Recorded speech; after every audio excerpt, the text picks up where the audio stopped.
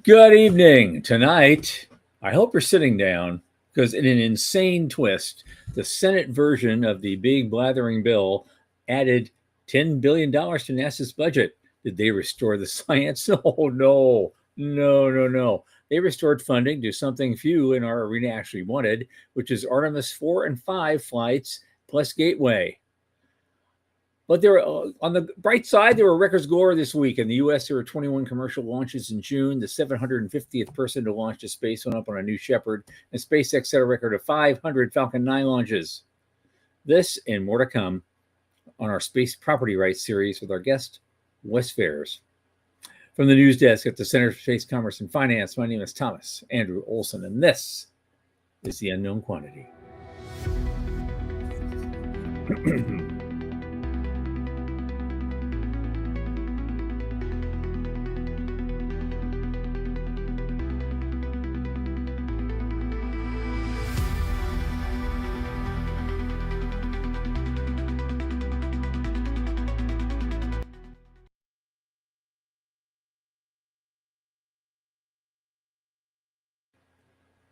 As you know, this podcast is sponsored by the Center for Space Commerce and Finance. What do? As we know, we champion and strengthen emerging space startups, space scalable small and medium-sized businesses, and space-adjacent enterprises worldwide through advisory, access, and advocacy across the funding spectrum. Our programs fortify business plans and investor readiness for founding teams at varying levels of development. A lot of our work, especially this podcast, is supported by our listeners and fans like you. So if you go to the QR code at the upper left of the screen, it will take you to our donation portal. Keep helping us out. A little in the tip jar every month makes a big difference. Thanks in advance. Joining me now is one of my oldest space friends, Michael Lane from Whiffport. Hey, man. Hey, how's things? I am exhausted, but yeah, long day. I'm getting it was an insanely long day, and it was just a whole bunch of stuff going on. And we had some surveyors coming out to the house, and I had to watch what they were doing. And right, the trees. And there's all this stuff going on with the tree thing. The tree debacle. Yeah, the tree debacle. But it exhausted me. Then I had to go out and run a bunch of errands this afternoon. I didn't get home till after 6.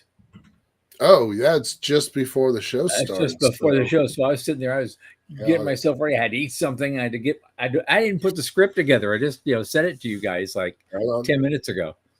I got wined and dined by a prospective client, so that was nice. Oh, cool. It's always nice when the client pays for lunch, so that was pretty cool. Yeah.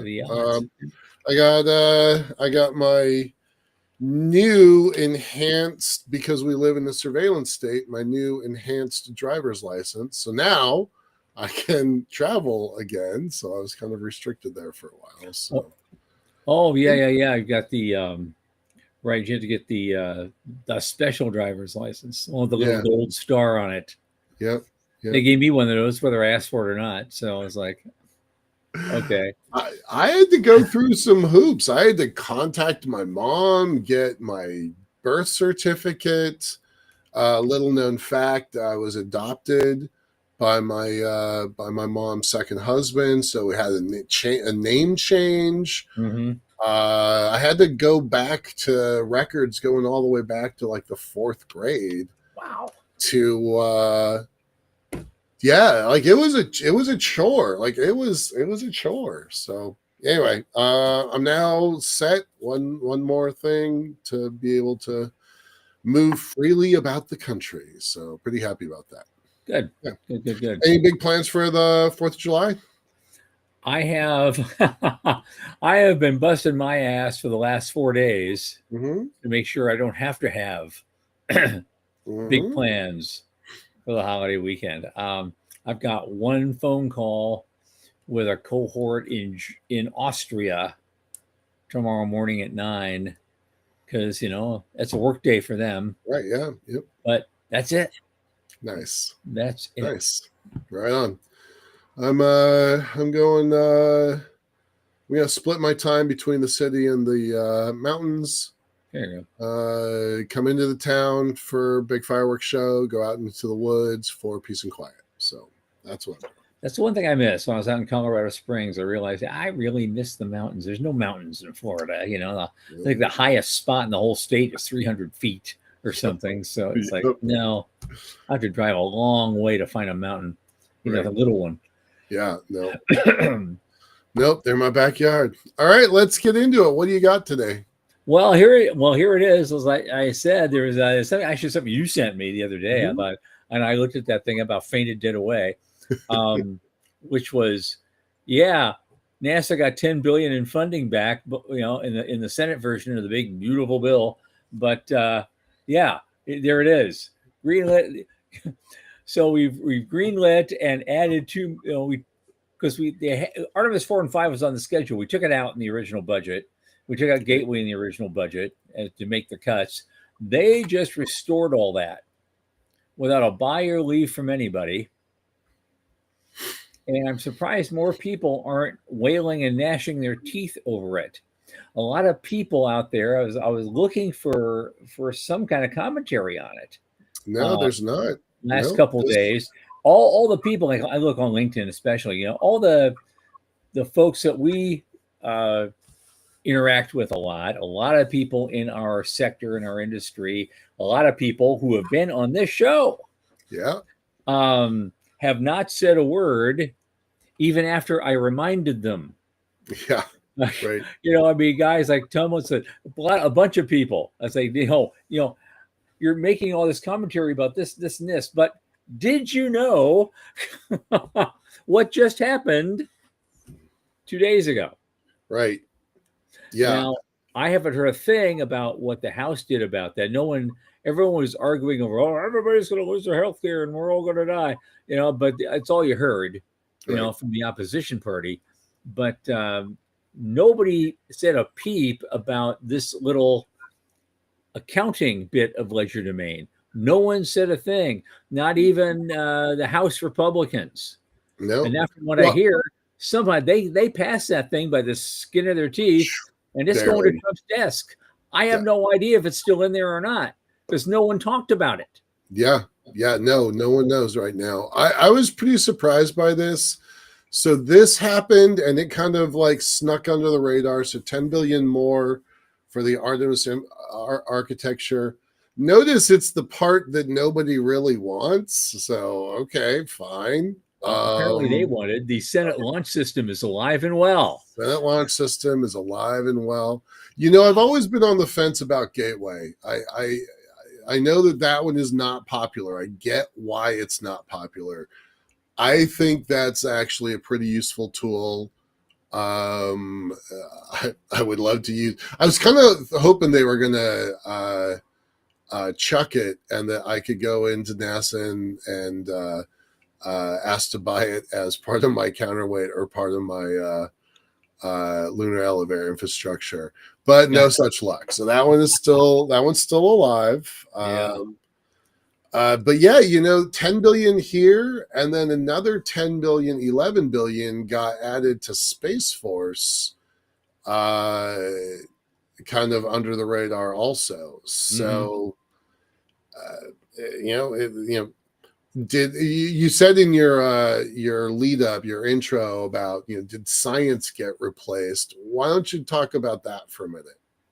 Well, okay. I mean, we all know about this with the thin budget, the thin NASA budget that went, that everybody was arguing about. Most of the stuff that was taken away to cut it from, 24 billion or 26 billion to 18 was the science stuff. Yep.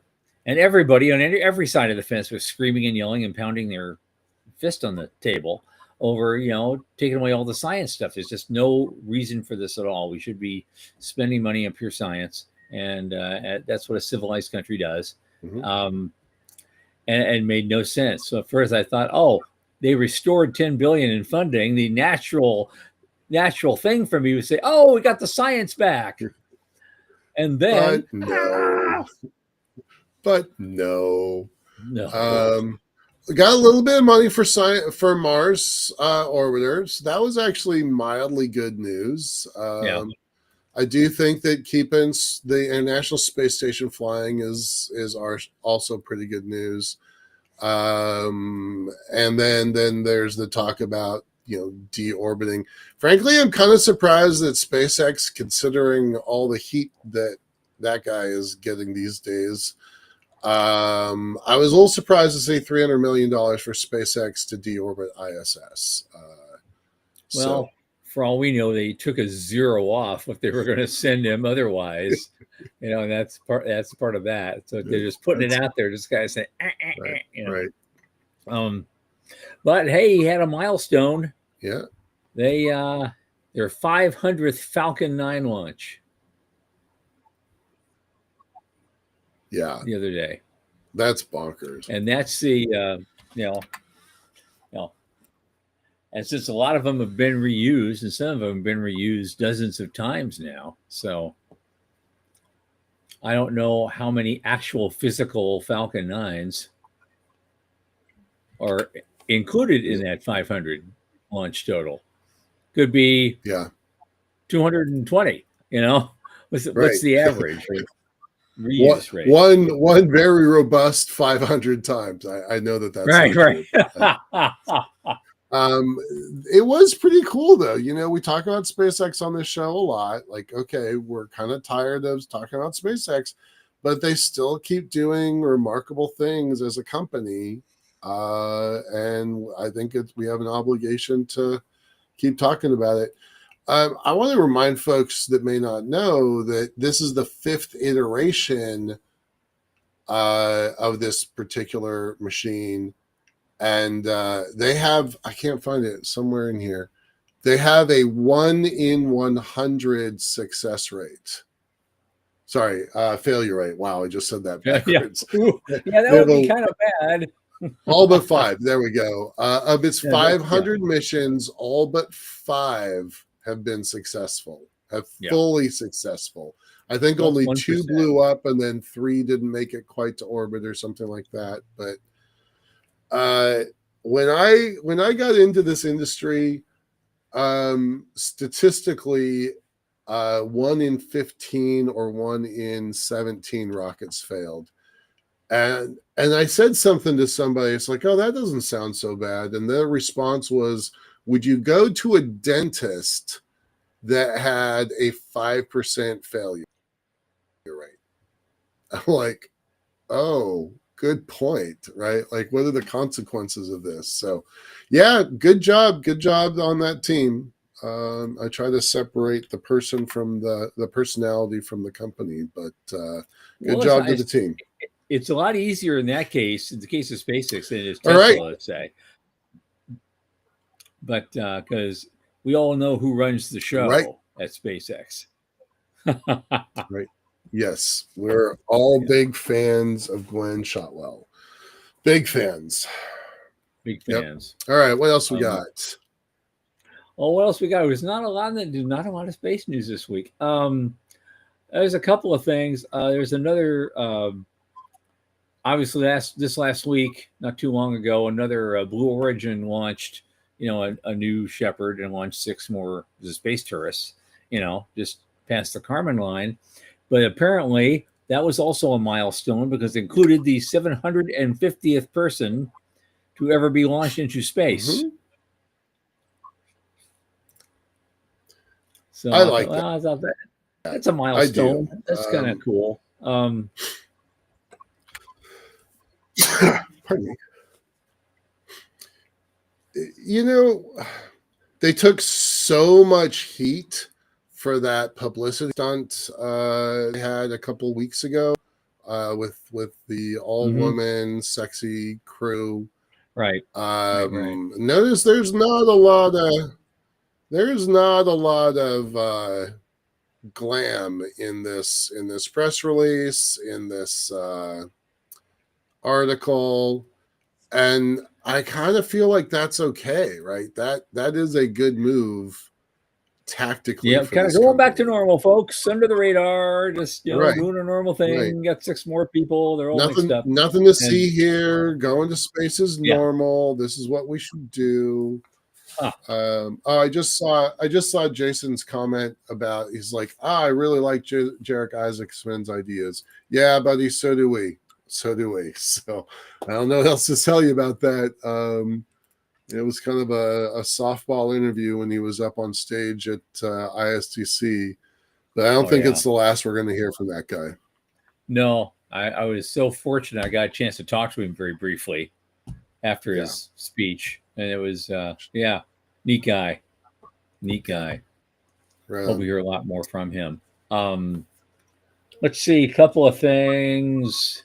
I want to get to future war in a minute, but something that popped in earlier. Apparently, Dassault. Well, hold on. Aviation. Let's still talk about records here. Well, let's see. We got 21 commercial launches. 21 launches. Yeah, that's a record. So that for the U.S. There was a time when a launch a month was really pushing things, right? There was a time when, back in the space shuttle days where we were thrilled to get 5 in a year, mm-hmm. right? So but this technically, I was trying to do it in my head. This is 3 every 4 days. Yeah. What comes out to. So I think that's a record worth shouting from the rooftops, right? That I love, absolutely love. Absolutely. Okay. Sorry, I didn't want to interrupt you. I just wanted to stick with the theme of records. What do you want to talk about? Okay. Dassault. They've been a big, aerospace, contracting company for, decades. And now they want to get into the space plane business. And France and ESA are backing their play. Now, so far, it's like a really, it's still another design thing, and and they showed it off at the Paris Air Show. It's another fancy PowerPoint slide so far. We'll see how far they get with it, but they're determined to get into the game. And they've already got several different versions on the drawing board that they want to play with. Mm-hmm.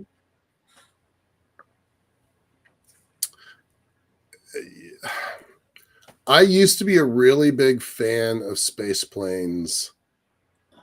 And I've kind of been proven wrong. Now, our producer Sean's always talking about that re-entry is one of the key elements of the space economy. So this feels like yet another re-entry play. And for that, I got to give him credit. Sure. But my confidence in space planes really has dwindled, right? I was all in on space planes in the early Google Lunar X Prize days. But over time, I've kind of moved away, like most of the rest of the industry, away from of that architecture, right? I feel like that's old news. It makes me wonder why ESA is backing that. Well, I think they want to be a player in that area. They don't have a whole lot that they can point to and say, yeah, this is ours. And so there is some of that. Yeah. I think thinking ahead, I mean, after the shuttle experience, we switched back to capsules because we actually wanted to fly more often. Mm-hmm. So that made perfect sense. But when you're building, and it's fine when only 750 people have been to space. Yeah. If our goal was to have 75,000 live out there permanently, getting to and fro for all sorts of reasons is going to be more important. And so ultimately, space planes have to be the future. They have to be, because there's no other way to do it in bulk. It's like, and Starship may be a vertically launched rocket, but it kind of, when it re-enters, like a space plane. And, if it'll hold 100 people in it, I mean, that's the whole point of the exercise. So different designs on that. I mean, like, so if you think of Starship as a space plane that does vertical launch in a Right? way, Yeah. Yep. that's you can make that argument because Okay. it's capable of carrying lots and lots of passengers, and that's what's going to need to happen. And there are going to be other variations on lots of designs going forward. So I see 100 years. We're not ready yet. 100 years from now, you know, 19 out of 20 launches are going to be space planes carrying lots of people. I hope so. Yeah. I hope so. I hope it doesn't take 100 years too, by the way, just for the record. Well, it's taken us 50, more than 60 to get back to the moon. We're not there yet. Yeah, I guess I got a lot more optimism about that stuff. I just can't get over the Artemis 4 and 5 thing. I just can't get over it. Because Artemis is not something you can build a sustainable lunar economy. Nope. They're just flags and footprints missions. It's all they are. And it's all they're ever going to be with that whole system. Yeah. It's way too expensive. And there's nothing out of that you can build on. Why? No. Why did they do it? Yeah. All right, let's move to DoD. Quick thing about Momentous. Yeah. They had their trials and tribulations. They definitely did as a company. When they went and issued a spec and became a public company, a lot of folks said it was premature. I think that probably was true. They wound up shifting out their CEO and founder. They went through some rough days, but maybe they're back on track. I was a little surprised to see this. They've got a contract with DARPA for large assembly in space, which I think is a really interesting program. This anything that builds large things in space gets my attention. So absolutely. Novel orbital and moon manufacturing materials and mass efficient design, Nomad. It's only $1.2 million, but they work their way through the system. So hats off to those folks at DARPA for thinking that big, and good luck to Momentous for that piece. Absolutely. Yep. Okay, so shall we move ahead? Yeah. Did you want to do this War on the Rocks thing or no? Not really. Nah. All right. No, we can do it. We can save it for another time. That one's not going anywhere. No. But because we want to continue our ongoing series on property rights in space, and our guest tonight is a guy who actually. Well, we'll talk about that in a second. He presented at our business track at ISDC a couple weeks ago, and we just love what he was talking about, and we wanted to include him in the space property rights debate. And his name is Wes Faires, and he's one of the key guys in the Asteroid Mining Corporation. Coming to us from Atlanta tonight. Wes, how you doing, man? Good. Thanks for having me.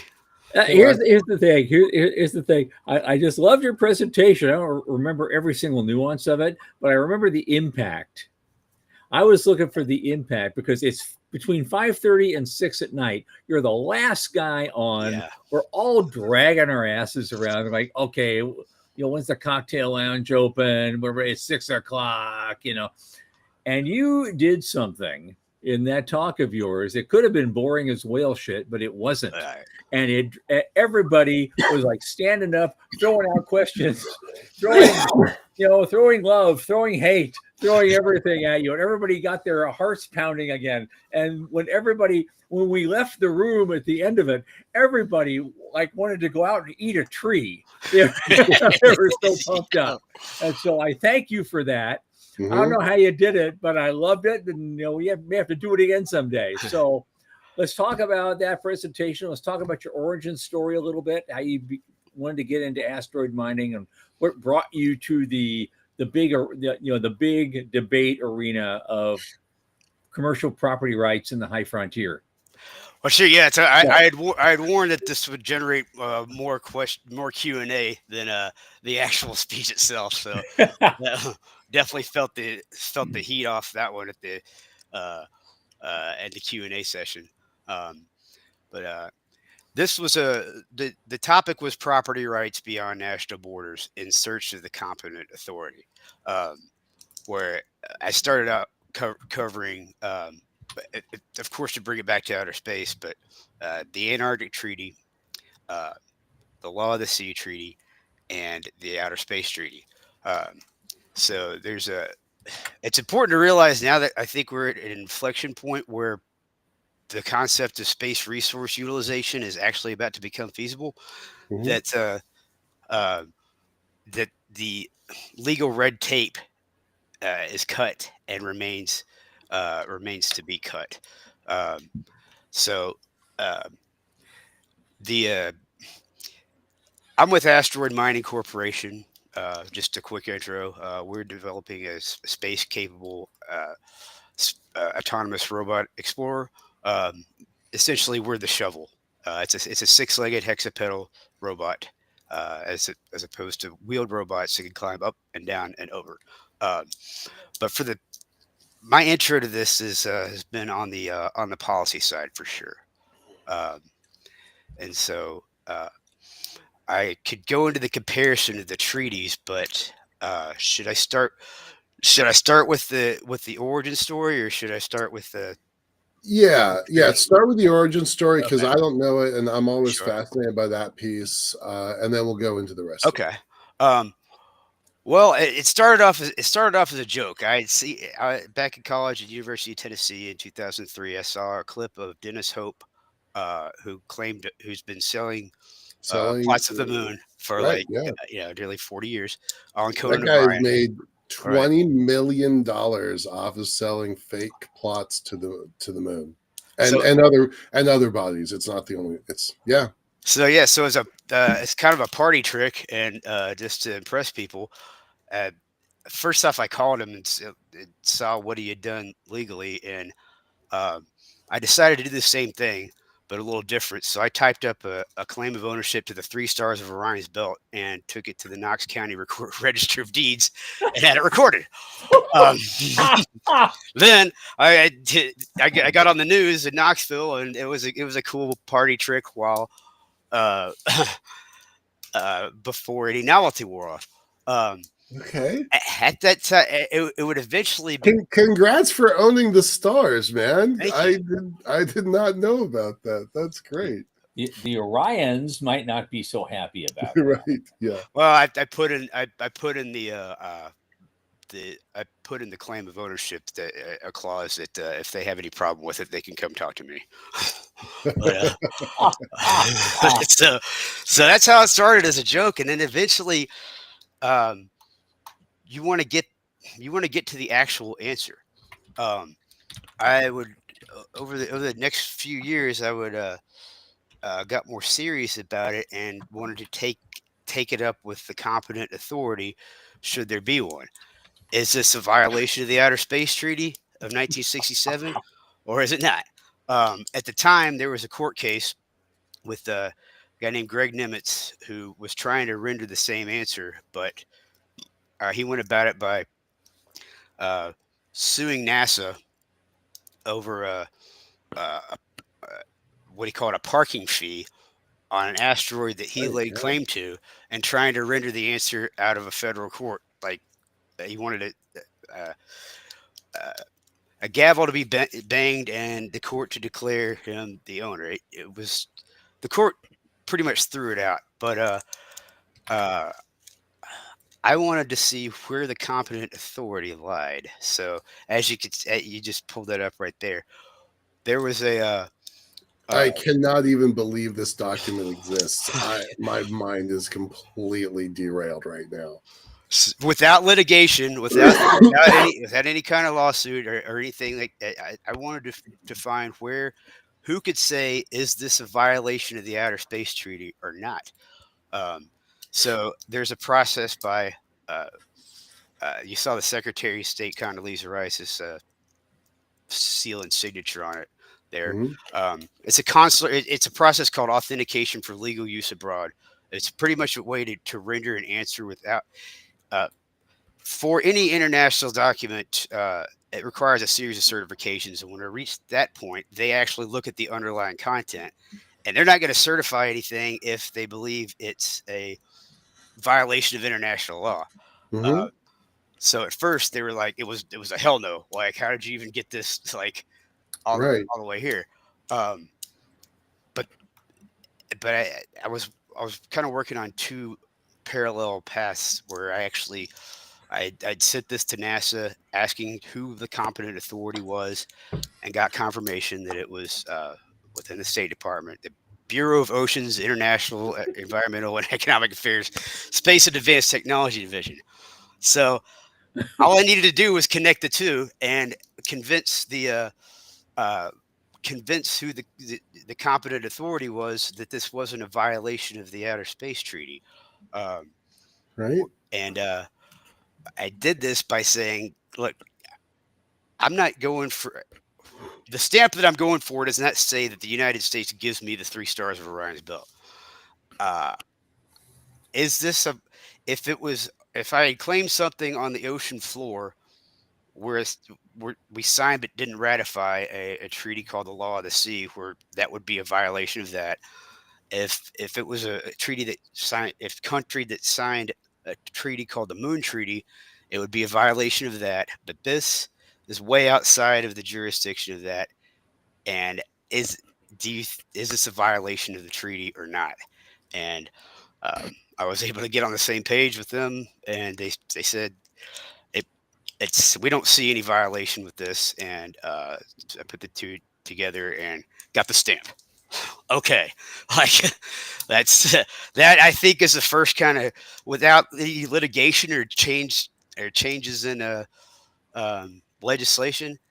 That I think is the first kind of confirmation that um, the concept of private property rights is not a violation of the Outer Space Treaty. Um, and just to round that out, since then, just to make sure it wasn't a fluke, I've put forth several different claims through several different secretaries of state, including Asteroid 160346, uh, just to make sure there's some consistency there. Uh, and I guess that brings me to the current scenario of Well, space law. you did all that before you were an attorney, right? Correct. Like, I'm Like, I'm looking not. at your link. Go ahead. What's that? No, Sorry. I'm looking at your LinkedIn profile, and I'm like, I don't think he was an attorney back in those days. And just knowing, like, looking at LinkedIn, you weren't an attorney back then, right? I'm still not. I still haven't passed the bar here on Earth, but I do Okay. have a graduate level certificate in air and space law from Ole Miss. All So right. Well, Was that, that's is that maybe a good Professor thing. Hamlin's? It might be a good thing. He didn't have yes, his brain fried by law school right. and have it ground into him what you can't do, what you can't do, what you can't do.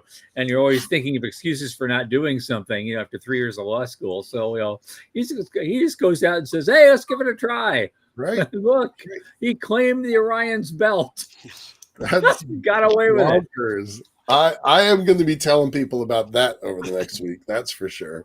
All right. So but you got what you wanted, right? You got, that you tried to find who's the competent authority. Turns out there kind of isn't one. And everybody's like pushing. I do recommend folks look at this link, because it only took me a moment to find it. It's fascinating. There's a lot of documents in there. I scanned it while you were talking, and everybody's like, "Well, it's not really our problem. It's maybe State Department. Maybe it's UN." But the folks from NASA are like, "We're not touching this. That's we're not doing this." So.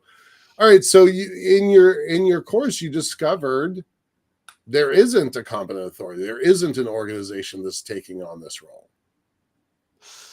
Correct. There's a uh, with within the U.S. government at the time, that was the best answer that I could come up Mhm. with. Hmm. And so to try to render that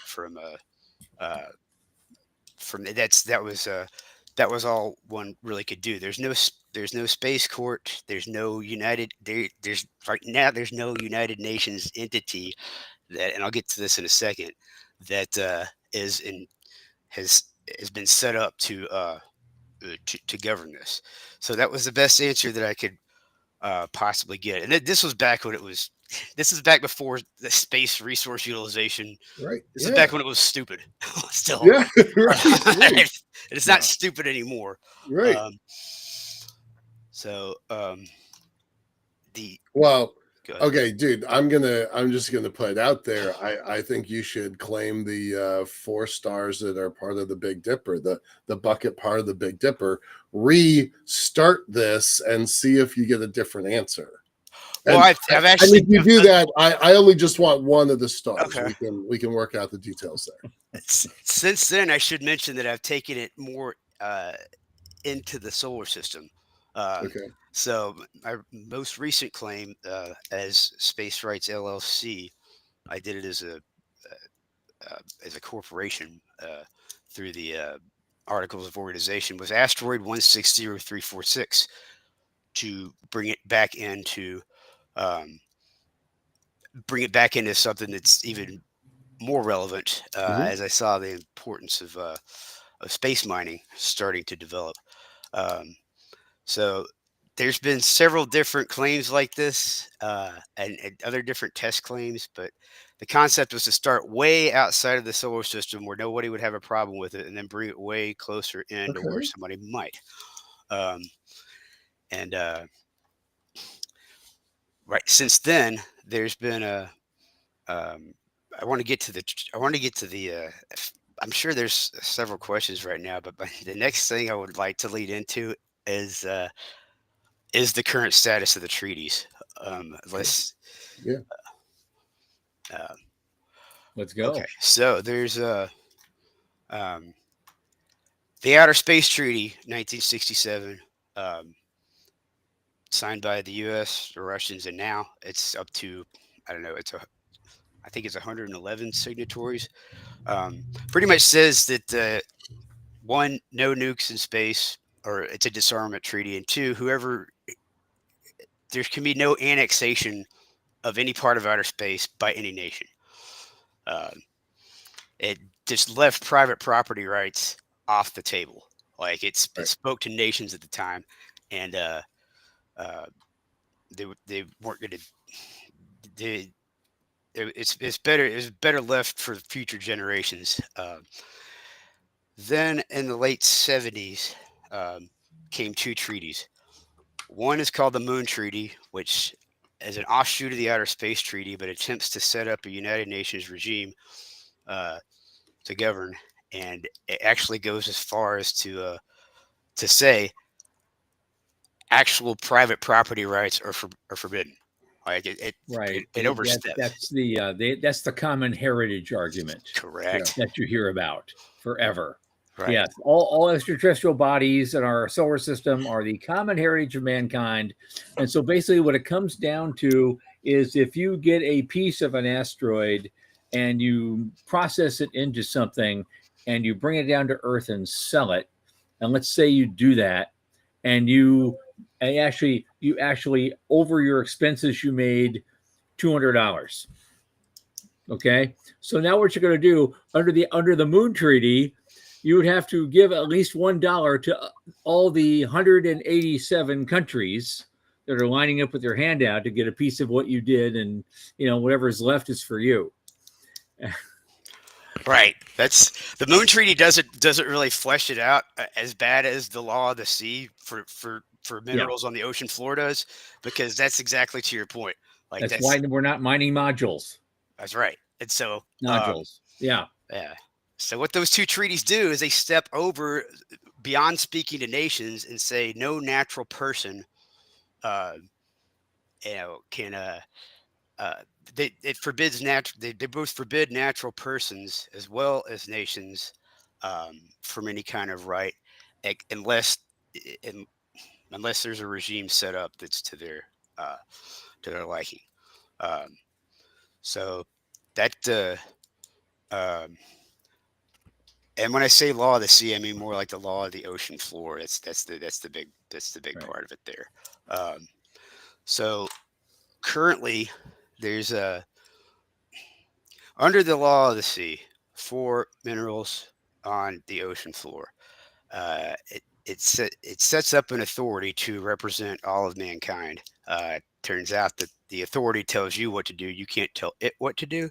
Um, and uh, there's a concept floated by, I think, 4 nations this year in the United Nations Committee on Peaceful Uses of Outer Space of copying, pasting that regime to outer space. Let's have an international seabed authority regime um, over outer space. And that is the kind of ideology that I want to point out would be a real. It didn't work with the ocean floor. It's not going to work with outer space. And until we could, my goal is to point out attention to that and call out the fact that that's not going to work. It's not going to work. It's Right. not going to work. So then, since in the past few years, well, I don't know, 2014 actually, the U.S. and three other countries, Luxembourg, Japan, and UAE, have passed legislation saying, all right, we get the fact that resource utilization is not a violation of the Outer Space Treaty, and we're going to pass a national law in favor of it. Yay. So there are some countries, or I mean, you could probably guess which one, but the one that wants a supranational authority over outer space, that kind of against the concept of property rights, has come out against that. What a surprise! Well, we can just go ahead and name China as the organization that wants to not do it the way we want to do it. Yeah. I'm gonna do the top gun protocol, where like you don't really say who the enemy is, but you really you know who the enemy is. Although Jason does make in our commentary here, says he's made a bunch of comments and he's saying never bring it back. That's always an option, and I've mentioned many times on this program and long before that ultimately probably 95% of everything that's obtained in space and mined in space will ultimately be used in space. Stay there. It's never coming back to Earth for any reason. So that's actually going to end up being a policy just based on economics. Yeah. Hey, Wes, are you familiar with some folks, Igor Bobek out in Croatia, that has incorporated their company on the moon? I have not heard of this. No. That's probably something you might want to look into. And I know stuff that I can't publicly disclose, but there's some interesting stuff they're working on. That might be worth. I'll introduce y'all to each other, because he's all about. There's him that's working on. Can you incorporate? And he's using kind of Estonia's virtual embassy style business model system. Estonia's really pushed hard into the digital age, and so he's using. Estonia created this idea of a digital embassy, just a hard drive that is given sovereign status. And so he's like, all right, let's build a digital embassy on the moon and use it to transact governance on behalf of the citizens. And so he incorporated his company on the moon. Now, they got national attention in Croatia, not national attention around the rest of the world, not international attention, but pretty interesting stuff. And I feel like there's maybe some tie-ins to what you're trying to do as well. Yeah. Yeah, and there's another guy. We haven't gotten him on the show yet. Scheduling is not good, but there's another guy who's trying to push for orbital corporations, doing the same idea of creating a company on orbit, and that's really got a lot of like flag of a convenience style stuff. Where imagine Orbit Fab, Mhm. the gas station company, and CisLunar Industries that's buying the gas, right? That's a natural partnership. The transaction happens in space, but currently the financial transactions are happening on the ground. And what they're saying is do the financial transactions in space and don't tax it until it touches the ground. So I'll get y'all connected. You all have an affinity towards these kind of outer edge cases that ultimately we think is super important to this whole industry. So yeah, So happy to make those connections. but moving ahead, because we're getting some more questions, and really the theme now seems to be about, okay, we're there's a debate about property rights in space and how that's going to work, but even if we all agree that that needs to happen, how do we enforce it? The cops are too far away. We talked about this with our guest Kamisha, the other night, and we kind of all painted ourselves into a corner over this. So maybe a non-attorney who thinks outside the box can have a unique point of view here, because I brought up an idea. For example, say you have a large corporate entity. They've gotten some official okays. They're going to be mining a certain portion of the moon, and they've claimed a certain area and a number of, I don't know how many, hundreds of acres or something, and they're going to be working on. And it's told everybody this is what we're doing, and they're working over here somewhere. But way outside on the perimeter over here, there's a little place that no one was paying attention to, where some interlopers came in from somewhere else, found in that little spot, hey, we got some platinum group metals here that they're not paying any attention to over there. Why don't we just dig those out real quick and kind of run off with them? And what's anybody going to do about it? Right now, it's not really fair to the nations involved right now. I mean, I get there's an offshoot to the Outer Space Treaty called the Liability Convention, which says that you basically got to have what's called due regard, and don't encroach on any other national. And if a private sector entity from one country does what you just said to another country, then it all falls back on the nation. They're totally, unless there's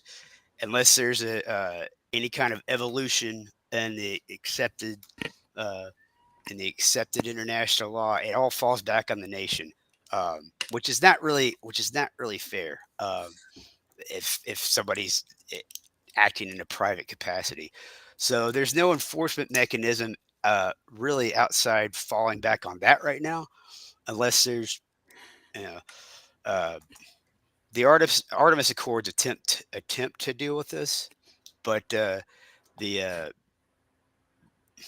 the answer's still not there as far as what can be done outside of holding the individual Right, nations. because my hypothetical example of the mining pirates, let's put it that way, they could also be operating under a flag of convenience, like Vanuatu or Tonga or someplace like that. Um, Or a nation that signed none of the space treaties. Uh, Right, right. It right. doesn't have an extradition treaty either. It's like, hey, we're just out there. uh, so there's a right now there's talks going on the United Nations level where, and I'll go back to the Russia example. Uh, Russia specifically, a few years back, did not like the concept um, of individual nations like us, UAE, Japan, and Luxembourg, developing their own space law in favor of in favor of space resource utilization. They actually threatened to propose proposed legislation in the United Nations that specifically bans commercial use of asteroid material. What they, at the end of the day, they want this worked out through the United Nations. Okay, right now it's called um, the yeah, the draft principle. At the end of the day, they're the goal in the next 2 years is to have some kind of General Assembly resolution for a new kind of treaty. Um, and this is if if it just depends on how that works out. But I I don't think that it's going to be really hard to get everybody to sit down and agree to a brand new space treaty because it hasn't happened in about 50 years. Um, but there is a cheat code, and the cheat code is this: um, you might not have to if everything goes favorable toward the space resource utilization, and you want some kind of binding UN legislation. The cheat code is what they pulled off with the Law of the Sea in 1994. Uh, at first, nobody liked the Law of the Sea Treaty because of its ocean floor provisions. So it's called an agreement on implementation. They were a working group like what's going on now for space resources, except for this was seabed resources. Results of that were submitted directly to the General Assembly by this UN Secretary General. And so it Wow. was a cheat code for a new treaty. They just Yeah, circumvented the thing. Oh, yeah. interesting. It's just there's a way to there's a workaround, but outside, yeah, but That's going to be tough. yeah. All right, we got 8 minutes left. Let's talk about Asteroid Mining Corporation a little bit. What's your role there? Talk a little bit about the company. And the producer's question is always look 5 years and 25 years into the future and tell us what your crystal ball says. So let's talk about asteroid mining first quickly, and then we'll get into the future question. Okay, well, I'm head of U.S. operations for Asteroid Mining Corporation. We're we're headquartered in London. I head up the U.S. subsidiary, and our main robotics operation is out of Japan. We have space capable. There it is. A space cargo reconnaissance explorer is well, we're the shovel, and so we're we've we are day-to-day operations right now does involve mostly fundraising. Uh, the more robots we can build, the more uh, uh, the more possibility of resource extraction. We do have some terrestrial applications in the maritime industry. This as far as inspecting ship hulls, and so it's not space is definitely the ultimate goal in this. Uh, Company was founded in 2016. We do have a contract with iSpace to uh, as our write up. The same kind of craft that Hayabusa was based on. Yeah. We've got it. No launch date confirmed yet, but we do have the write up, and Nice. uh, Ride up to where? Are you going to the moon first? Because you're not going to an asteroid first, right? You got it. That is the first test use case. Going to the moon. There is a lunar launch plan. Yes. Okay. All right. Because you just added some zeros to the expense account if you were trying to go with. All right. So you're going to the moon first. That's pretty neat. Do you have a plan and a date? Just a rough guess. I know you just said I'd you don't have say a ride yet. I know as quickly as it could possibly happen, it could happen within a year. But Oh, realistically, it's going to be somewhere around like 3 to 4. Uh, okay. Cool. Cool. that's yeah, it would Now, be a little. I gotta ask because see, the last couple of weeks I got to know you a little bit, Mhm. and I know you have a bit of a twisted sense of humor. And so you're calling the thing scare or scary. And I think that's Yeah. a weird kind of a twisted thing. Who are you trying to scare? um, uh, all other pivoting space ast- asteroid based companies uh, that want back in the game. Now, Well, uh, it's it's just it's clever. it's to scare the Orions. Clearly it's that. All right. So, in our last few minutes, what makes you different from the well publicized, well meaning, but ultimately failed uh, prior asteroid mining companies? Well, because we're ready now, and we're not gonna try to pivot. Um, we've got we've got we've got the red tape cut in our favor. We've got instead of just taking pictures, we've got an actual craft for retrieval, and we're ready right now. And um, what we're doing with our Earth-based applications is only a means to an end um, to get there. So we don't plan on pivoting anytime soon, and I think that sells that in a soundbite. Okay. That's not much of an answer. I was Well, looking what do you? for, we've got capital, we've got technology, we've got, because the other folks didn't want to pivot either. Sure. You got some interesting people, so congrats on that. That wasn't enough to save Deep Space Industries. They had interesting people. So I guess the answer that I gave was like more of the sales pitch answer, which there's probably a better answer out there than this, Mhm. for sure.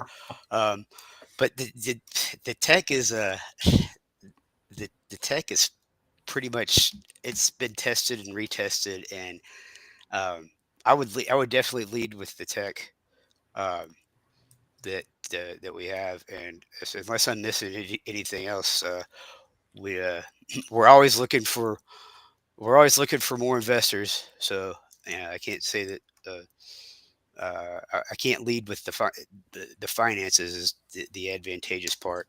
Right. So Sure. it's the tech and the tech and this um, the international legal situation in our favor. Unless Well, you're already farther than the guys I just mentioned. I mean, they were 12 years ago, but you have a bot. They never even got that far. So good for you. All right, last 2 minutes. Imagine 5 years into the future and 25 years in the future. What do you want to tell us? What does your crystal ball say?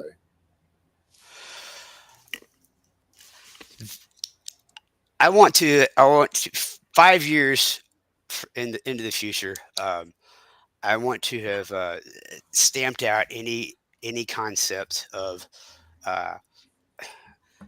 of bad regimes like the law of the sea applying to outer space. I want to save outer space from the concept of uh, that getting copied and pasted. That's the 5 year plan. 25 years. Uh, I would like to. I would like to see actual production um, on a near Earth asteroid or in CisLunar space of that could take us even further. So, 25 years from now would be a base. 5 years from now would be stamping out any of the legal threats. If that helps. Nice. All That's right. fun. All right. Did we did was there any other questions that? No, it's in fact we are right banging into the top of the hour, Wes. So Okay. I want to Wes Faires from Asteroid Mining Company. Thank you so much for being here. This has been a lot of fun. Thank you, Let's guys. do it again sometime. Absolutely. And and we'll, as soon as we learn more, everybody gets their knowledge base increased by having these kinds of shows. And I thought we were just going to do a mini series this week, but you know what? I mean, we're going to continue this. I mean, someday we'll have other people on. It could be weeks from now. Like in our continuing series on property rights, because that's going to be a continuing series now. We're never going to let this topic go. Like shipping containers, we're just on it. So, Wes, thank you so much. Thanks. See you again soon. Thank you. We'll stay in touch. Appreciate you guys. Bye. Thank you. All right. To finish, I've been told to do something, and I love to do this. So I got two things. First thing, I want to. We have a lot of fans that don't show up for the live broadcast. We got a lot of great people that come in to watch, on Monday and Thursday nights, and we love them. And Jason and Morty and people like that. And thank you so much for coming in. But there are now, according to our producer, literally hundreds of people who watch this thing after the fact. They watch it, on our YouTube page. They watch it on Apple, or they watch it on Spotify. Yeah. And so, and there's a lot of them. There's hundreds of them that do this. So I want to do a special shout out for all you guys that do that and keep doing it. And we love you. We love your support. Thank you so damn much. And tell your friends, bring them in. We're creating a new family here. And so this is a lot of fun. And thanks for doing it. Thank you so much. Okay. And all of you have a happy 4th of July weekend. Monday, July 7th, our guest will be Michael Castle Miller from the Albright Stonebridge Group, and we're going to talk about institutional frameworks for extraterrestrial jurisdiction. So it kind of ties in with property rights. It's also how we establish official, not so much governments per se, but institutionalize certain things. So you have something to, you get predictable, when you're out there. So for our producer, Sean Key, and for Michael Lane, my name is Thomas Andrew Olson from the news desk of the Center for Space Commerce and Finance. See you next Monday, and keep watching the skies.